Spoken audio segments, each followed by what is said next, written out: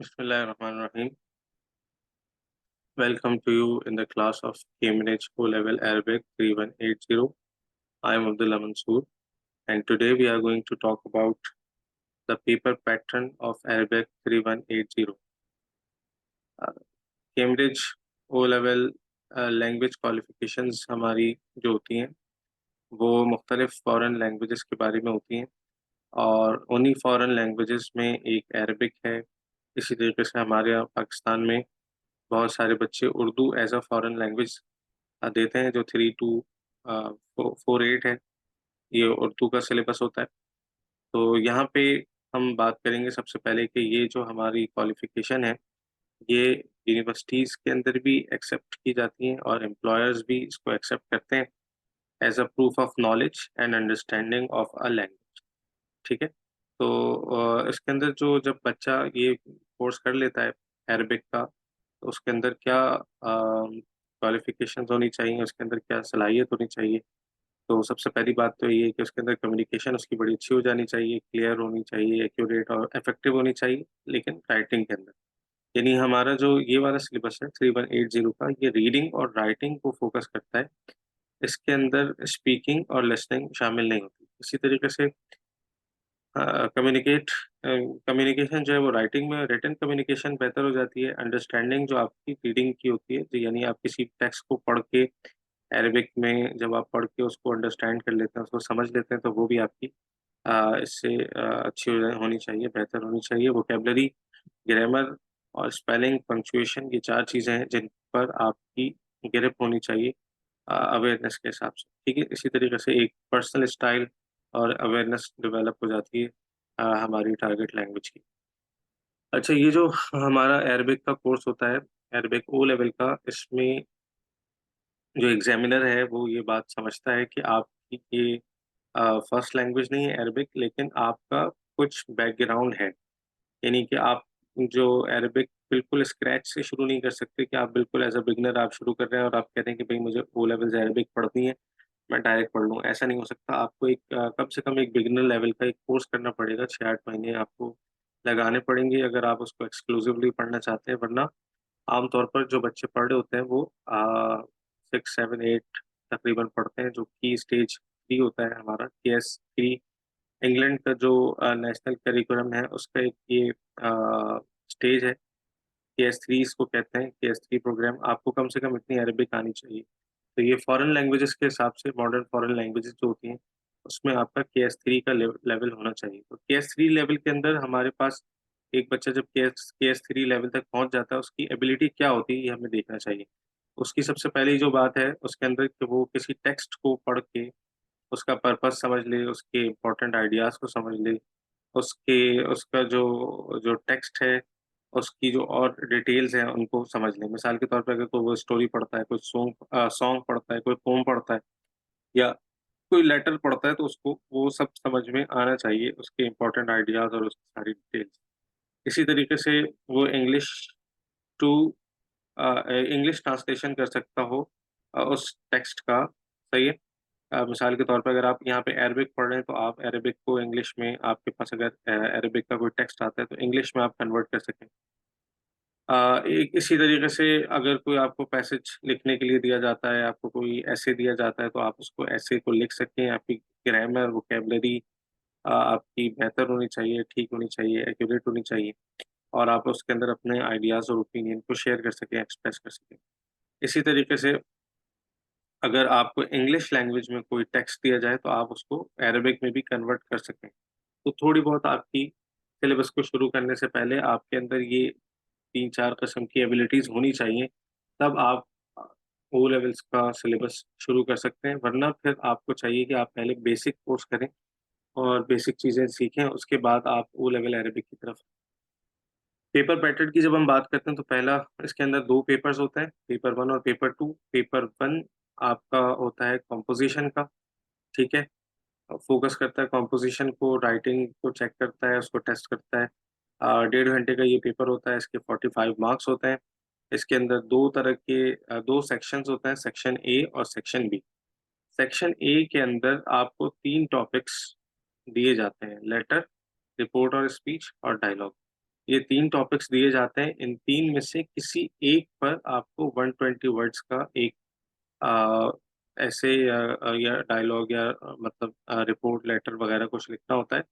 और 120 वर्ड्स में आप उसको जब लिखते हैं तो फिर आपके वो ये तकरीबन 15 मार्क्स का होता है। ठीक है? तो आपको या तो कोई ऑडियंस दे दी जाएगी कि आप इसको आप एड्रेस करें और आप इसको खत लिखें, लेटर लिखें, रिपोर्ट या स्पीच में से कुछ आपको कंपोज़ करना होगा या डायलॉग ही लिखना होगा, लेकिन ये 120 वर्ड्स का होता है, इसके 15 मार्क्स होता है। सेक्शन बी हमारा थोड़ा-सा अक्सर बच्चों के लिए मैंने देखा है मुश्किल होता है। इसके अंदर हमारे पास 4 टॉपिक्स होते हैं, 4 हमें टॉपिक्स दिए जाते हैं जिनकी नेचर ये होती है कि या तो वो नैरेटिव्स होते हैं, या डिस्क्रिप्टिव्स होते हैं, या आर्गुमेंटेटिव्स होते हैं।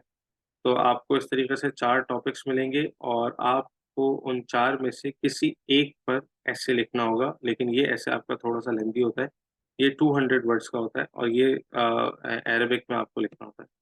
तो खुलासा पेपर 1 का ये हुआ कि इसके अंदर 2 सेक्शन होते हैं। एक सेक्शन में 120 वर्ड्स का आपको लेटर या रिपोर्ट, स्पीच और डायलॉग लिखना में से कोई एक लिखना होता है, या आपको जो सेक्शन बी होता है हमारा वो 30 मार्क्स का होता है। उसमें आपको 4 टॉपिक्स मिलते हैं, 4 में से किसी एक पर आप 200 वर्ड्स का एसे लिखते हैं। पेपर 2 हमारा होता है ट्रांसलेशन और रीडिंग कॉम्प्रिहेंशन से मुताल्लिक़। इसके अंदर ये 1.5 घंटे का पेपर होता है, 55 मार्क्स का पेपर होता है। सेक्शन ए और सेक्शन बी इसमें भी होता है जैसे पेपर 1 में था। सेक्शन ए में ट्रांसलेशन होती है 30 मार्क्स की। 30 मार्क्स की ट्रांसलेशन का डिवीज़न ये होता है कि अरबिक टू इंग्लिश, यानी आपको टेक्स्ट तकरीबन 8-10 लाइनों का अरबिक में मिलता है। आप उसको इंग्लिश में कन्वर्ट कर देते हैं, ये 10 मार्क्स का होता है। और एक आपको पैसेज मिलता है इंग्लिश में जिसको आपको अरबिक में कन्वर्ट करना होता है, ये 20 मार्क्स का होता है। ठीक है? तो ये सेक्शन ए के अंदर ट्रांसलेशन ज़्यादा आती है। और सेक्शन बी का जो पैटर्न होता है वो ये होता है कि इसके अंदर रीडिंग कॉम्प्रिहेंशन होती है। एक आपको पैसेज दिया जाता है तकरीबन जो पूरे उसके अंदर 5-6 पैराग्राफ्स होते हैं, पूरा 1 सफ़े का होता है और एक लेंथी पैसेज पैराग्राफ वो ऐसे होता है। आपको उस ऐसे को या वो जो कंपोज़िशन है, आपको उसको पढ़ के उसके बाद कुछ उस पैसेज के से मुताल्लिक़ कुछ क्वेश्चन्स होते हैं, उनको आंसर करना होता है in your old own wordings. तो जब आप ये करते हैं तो उसमें फिर आपके ये तकरीबन 25 मार्क्स का ये होता है। असेसमेंट ऑब्जेक्टिव्स क्या होते हैं, हमारे अंदर क्या सलाहियतें पैदा होनी चाहिए, आप जब देखें किन चीज़ों को एग्ज़ामिनर देख रहा होता है, तो सबसे पहली बात ये होती है कि अपनी फीलिंग और इमेजिनेशंस को आप अच्छे तरीके से एक्सप्रेस कर सकें, आप फैक्ट्स, आइडियाज़ और ओपिनियन को प्रेज़ेंट कर सकें, उनको ऑर्डर कर सकें। ये बहुत इम्पोर्टेंट है कि आपके पास पैराग्राफिंग, सेंटेंस स्ट्रक्चर, पंक्चुएशन और स्पेलिंग की अच्छी अवेयरनेस हो। पैरा एक यानी कि जैसे पैराग्राफ लिखते हैं, एक अच्छा उसके अंदर कोहेरेंट पैराग्राफ जब आप लिखते हैं, तो आपको वो ज़ाहिर है उसकी आपको काफ़ी की एक्सरसाइज़ेज़ करनी होती हैं, आपको मश्क करके वो आता है। सेंटेंस स्ट्रक्चर अरेबिक में काफ़ी थोड़ा-सा मतलब उर्दू और इंग्लिश के हिसाब से डिफरेंट होता है, आपको वो समझना होता है। पंक्चुएशन इंग्लिश, उर्दू जैसी होती है मोर और लेस, लेकिन बहरहाल पंक्चुएशन भी आपकी चेक की जाती है, उसको असेस किया जाता है। स्पेलिंग मिस्टेक्स आपकी ये देखी जाती हैं कि कम से कम हो। स्पेलिंग जो अरेबिक है, जब आप अरेबिक लिख रहे हैं, तो वो एक्यूरेट होनी चाहिए। इसी तरीके से आपके अंदर जो जो एक्सप्रेशन है, वो आपकी होनी चाहिए इतनी कि आप अपना कुछ लिख कर, कोई ऐसे लिख के आप अपनी फीलिंग्स, ओपिनियंस वगैरह को एक्सप्रेस कर सकें और सामने वाले को इंटरेस्ट कर सकें, जो आपका मुखातब है, जिसको आप लिख रहे हैं। अपनी ऑडियंस को इंटरेस्ट कर सकें, या इन्फॉर्म कर सकें या कन्विंस कर सकें। तो वो जो हमने एक क्वेश्चन देखा था 200 वर्ड्स का, ये उससे ज़्यादातर रिलेटेड है कि उसके अंदर जो ऐसे लिखना होता है 200 वर्ड्स का, उसमें आप या तो इंटरेस्ट कर रहे होते हैं, या इन्फॉर्म कर रहे होते हैं, या कन्विंस कन्विंस कर रहे होते हैं। ठीक है? इन्फॉर्मेशन की इवैल्यूएशन आपको करनी आती हो, ठीक है? आप उसको अच्छे तरीके से इवैल्यूएट करके और उसका उसका जो है वो पर्पस समझ के आप ये उसको, अगर आपको वो क्वेश्चन है रीडिंग से मुताल्लिक, तो आप उसकी मतलब अच्छी रीडिंग की जो अंडरस्टैंडिंग है वो शो कर सकें, इन्फॉर्मेशन को इवैल्यूएट करके। अगर आपका राइटिंग से मुताल्लिक वो क्वेश्चन है, तो आप उसमें इन्फॉर्मेशन जो भी आपको दी गई है उसको आप अच्छे तरीके से इवैल्यूएट करके आप टारगेट लैंग्वेज यानी अरबिक में लिख सकें। ऑडियंस का आपको अच्छा सेंस होना चाहिए, फॉर्मल लिखना है या इनफॉर्मल लिखना है, ये हमारे आमतौर पर लेटर्स में होता है या रिपोर्ट्स वगैरह में भी चल सकता है कि आपकी जो ऑडियंस है उसको देखते हुए आपको फॉर्मल और इनफॉर्मल सिचुएशंस पे आपको लिखना आना चाहिए। आपकी वोकैब्युलरी रेलेवेंट, आपको वोकैब्युलरी आपका यूज़ हो और इतनी वोकैब्युलरी आपको आती हो कि आप पैसेज पढ़ के उसको आंसर कर। अच्छा, इम्प्लिसिट मीनिंग को रिकॉग्नाइज़ कर सकते हो आप, ये भी बहुत इम्पोर्टेंट है। इसमें ये होता है कि जो बाज़ औक़ात टेक्स्ट के अंदर वो नहीं होता, यानी साफ-साफ लिखा नहीं होता, बल्कि आपको थोड़ा-सा उसके अंदर गौर करना पड़ता है, थोड़ा-सा बिटवीन द लाइन्स रीडिंग करनी होती है और साफ लफ्ज़ों में नहीं लिखा हुआ होता, बल्कि आप जब पूरे पैसेज को एज़ अ होल पढ़ते हैं, तो आपके ज़हन में वो बात आपको समझ में आ सकती है। तो आपको इम्प्लिसिट मीनिंग जो होती है, उसको समझ में आना चाहिए। ये उसका इसका जो ताल्लुक है, वो ज़्यादातर हमारा वो जो पैसेज वाला क्वेश्चन है, जिसमें आपको एक पैसेज दिया जाता है 5 टू 6 पैराग्राफ्स का, उसको पढ़ के आप उसको आंसर करते हैं।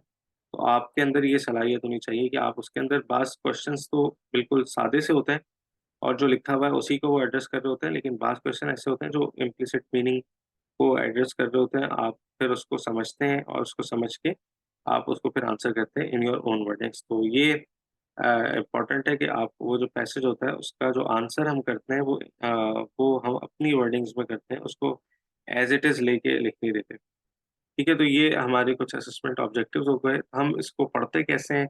ये वाला सिलेबस, इसके अंदर हम 2 किताबें ज़्यादातर इस्तेमाल कर रहे होते हैं। नंबर 1 इज़ दुरूसुल लुग़ा अरबिया, ठीक है? Arabic course for English speaking students.